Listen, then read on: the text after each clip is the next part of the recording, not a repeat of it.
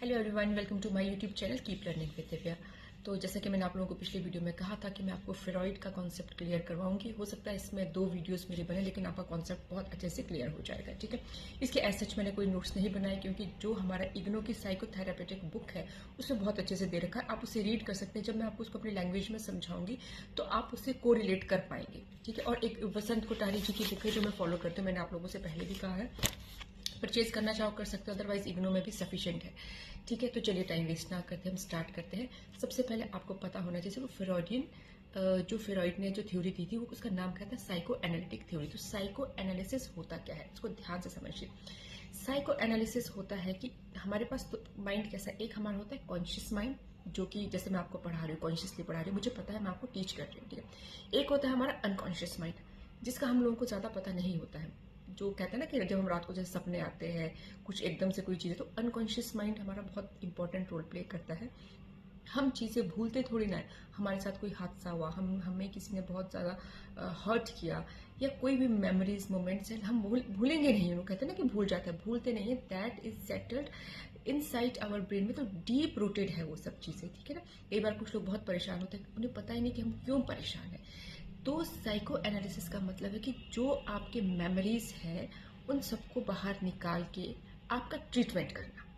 तो basically psycho analysis try to bring unconscious mind into the consciousness, helping the individual. ठीक है, जो इनके जो भी पेनफुल एक्सपीरियंस उनके जो डीप इनसाइड उनके माइंड में है, उनके थ्रू एक्चुअल रीजन जान के उससे जो है पेशेंट को हील अप करना, दैट इज साइको एनालिसिस।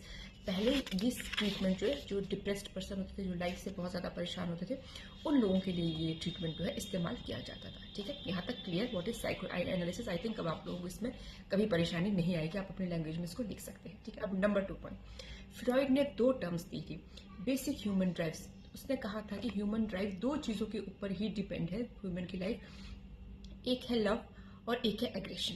ठीक है, उसने लव को जो है उसने टर्म दी इरोस, और जो एग्रेशन है इसको टर्म दी उसने थैंटोस। ठीक है, इरोस जहाँ पे होगा मतलब पर्सन का हेल्दी लाइफस्टाइल होगा, वो खुश होगा, उसकी फुलफिल डिजायर्स होगी, उसकी सेक्सुअल लाइफ बहुत ज़्यादा अच्छी होगी। उसने लव को यही मतलब उसने एक सेक्सुअल हमारी जो लाइफ है उसको बहुत इंपॉर्टेंट रोल इसने कहा है कि प्ले करती है। ठीक है, दैट इज उसको लव का फॉर्म दिया है। ठीक है, देन थैंटोस जिसके अपोजिट है, जो सॉरोज होंगी, नेगेटिविटी होगी, एग्रेशन होगा, वो हमारा आ जाएगा थैंटोस में। इसीलिए जो फ्रॉइड की 2 बेसिक ड्राइव है वो क्या हमारा लव एंड थैंटोस। ठीक है, ये 2 चीजें आपकी क्लियर है। अब नेक्स्ट इज मोस्ट, अब एक जो मोस्ट इंपॉर्टेंट है जहां से क्वेश्चन बनते हैं, मॉडल्स के ऊपर क्वेश्चन बनते हैं। एक है इसका structure model of the personality, एक है इसका topographical model of the personality. तो ये टोपोग्राफिकल मॉडल काफी बार एग्जाम में देखने को आया है। स्ट्रक्चर मॉडल जो है ये आपके 3 मार्क्स के क्वेश्चन में देखने को आया। तो आज मैं आप लोगों को स्ट्रक्चर मॉडल ऑफ इसकी पर्सनैलिटी आप लोगों को समझा दूंगी। जस्ट जैसे मैं इस तरह से बता रही हूँ, लिखेंगे आप इसको खुद, क्योंकि एक एक पॉइंट लिखवाने का कोई मतलब नहीं। कॉन्सेप्ट क्लियर है तो आप जो मैं बोल रही हूँ आप इसको भी रिटन फॉर्म में लिख सकते हैं। अब आओ, बहुत इजी, बहुत इंटरेस्टिंग है। ठीक है, स्ट्रक्चर मॉडल ऑफ पर्सनैलिटी, इसने क्या कहा, स्ट्रक्चर कॉन्सेप्ट बताता है कि पर्सन की पर्सनैलिटी ना 3 चीजों में डिवाइडेड है। ठीक है ना, कंसीडर करती है 3 चीजें, कौन सी, id, ego and super ego. ठीक है, ये कई बार इसके ऊपर शॉर्ट नोट भी लिखने को आता है, write short note on id, ego and super ego. आपको उसमें डिफ्रेंशिएट करना चाहिए। Very interesting, very simple. Id क्या होता है बेटा, इड होता है कि चाहिए, अभी चाहिए। ठीक है, इमीडिएट, आपकी डिजायर इतनी ज्यादा, लिबिडो टर्म है कि आपको जो चाहिए इसी टाइम चाहिए। आपको ये नहीं देखोगे किसी को हर्ट हो रहा है, किसी का नुकसान हो रहा है, आप ये चीज नहीं देखोगे, आप इतने सेल्फिश बन जाओगे। ठीक है, that is it. So it is the part of the personality concern with the satisfying instinctual basic need, जैसे कि फूड, कंफर्ट, प्लेजर। ठीक है, ये कब प्रेजेंट होती है, at the time of the birth. देखा ना छोटे बच्चे कैसे रोते हैं जब उनको भूख लगती है, उन्हें कोई मतलब नहीं होता। ठीक है, so when it won't something nothing else is important, मतलब इट को जो चाहिए वो चाहिए और कोई चीज़ इसको इम्पॉर्टेंट नहीं है। ठीक है, एक सेल्फिशनेस है, ये बर्थ के टाइम देखने को आपको मिलेगा। और जैसे छोटे बच्चों में आप देखते हैं जब उनको भूख लगती है किस तरह से वो रोते हैं, उन्हें कोई मतलब नहीं कि किसी कोई हर्ट हो रहा है या क्या है, काफ़ी छोटे बेबी में देखने को मिलता है। देन उसके बाद होता है within the next 3 year, जैसे जैसे बच्चा अपने दुनियादारी को सीखता है, interact with the world, the second part of the personality begins begins to develop, तो फ्रॉइड ने सेकंड पार्ट ऑफ पर्सनैलिटी को क्या नाम दिया है? ईगो। ठीक है, ईगो इज द लॉजिकल, थोड़ा लॉजिकल साइड में काम करता है, बिलीव करता है कि ego develop as an infant become aware that it is separate being from the parents. The ego is based on the reality principle. ठीक है, ego reality principle काम करेगी और ego अंडरस्टैंड करेगी कि पीपल की अलग नीड्स भी हो सकती है, कि हमारे सेल्फिशनेस की वजह से पीपल सफ़र भी कर सकता है। ठीक है, लेकिन ईगो का काम क्या है?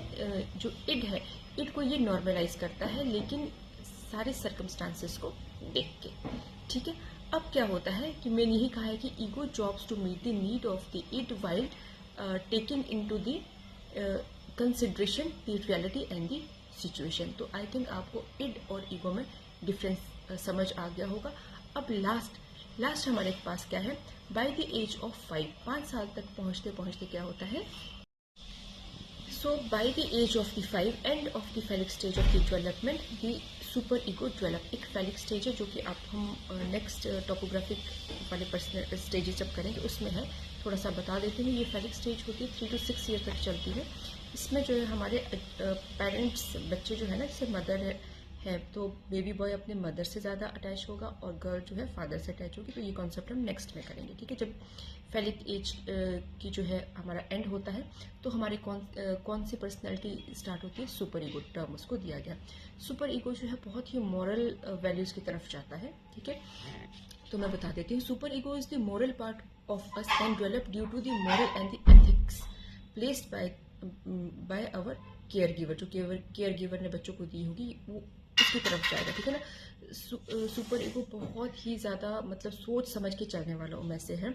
तो इसमें ये चीज़ देखी जाती है कि कई बार ये कॉन्फ्लिक्ट हो जाता है। इड को जो चाहिए तो सुपर ईगो उसको नहीं मानता है, क्योंकि सुपर ईगो तो स्पिरिचुअलिटी की तरफ जा रहा है। ठीक है, तो हमारा क्या करेगा? इड और सुपर ईगो के बीच में जो बैलेंसिंग होगी वो हमारा कौन करता है? वो हमारा ईगो करता है। ठीक है ना, मान लो हमारी इड कह रही है कि मुझे ये कोई रूल ब्रेक करना है, लेकिन हमारा सुपर ईगो इसको अलाउ नहीं करेगा।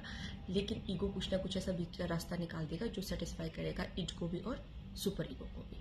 ठीक है, तो फ्रॉइड के अकॉर्डिंग एक हेल्दी पर्सन वही है उसकी ईगो काफ़ी ज़्यादा स्ट्रांग होगी, क्योंकि उसको बैलेंसिंग करना आ जाएगा। ठीक है, लेकिन अगर एक पर्टिकुलर स्टेज में हमारी इड जो है सेटिस्फाई नहीं होगी, ठीक है, बचपन में जैसे उसको छोटे बच्चे को फीड प्रॉपरली एक ड्यूरेशन तक नहीं मिलेगा, जब वो बड़ा हो जाएगा तो डेफिनेटली इसके जो है हार्मफुल इफेक्ट उसको देखने को मिलेगी। क्योंकि उनको ओरल प्लेजर चाहिए, तो मे बी हो सकता है कि वो आगे जाके स्मोक करे या ड्रिंक करे, इस चीज़ की तरफ जाए। ठीक है, लेकिन अगर हमारी इड और ईगो सेटिस्फाई नहीं होगी तो पर्सन कैसा बनेगा? सेल्फिश बनेगा। अगर किसी की सुपर ईगो डोमिनेटिंग है तो वो पर्सन कैसा बनेगा? रिलीजियसली बहुत ज़्यादा रिजिड बनेगा।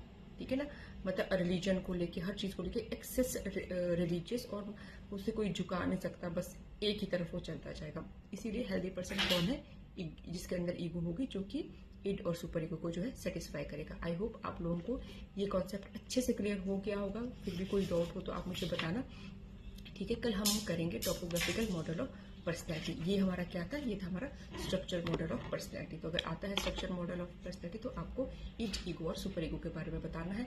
डायरेक्टली क्वेश्चन आता है तो आप कर सकते हो। ठीक है ना, तो आई होप आप लोगों को मेरा ये वीडियो पसंद आया होगा। जल्द ही लेके आती हूँ मैं next video. So all the very best. आप इसको डिटेल्स में पढ़े। अब आप इग्नो की बुक से पढ़ोगे तो आपको सारी चीज़ें क्लियर हो जाएगी। Thank you for watching and supporting my channel. Thank you. जल्द ही लेके आती हूँ next video. Thank you so much.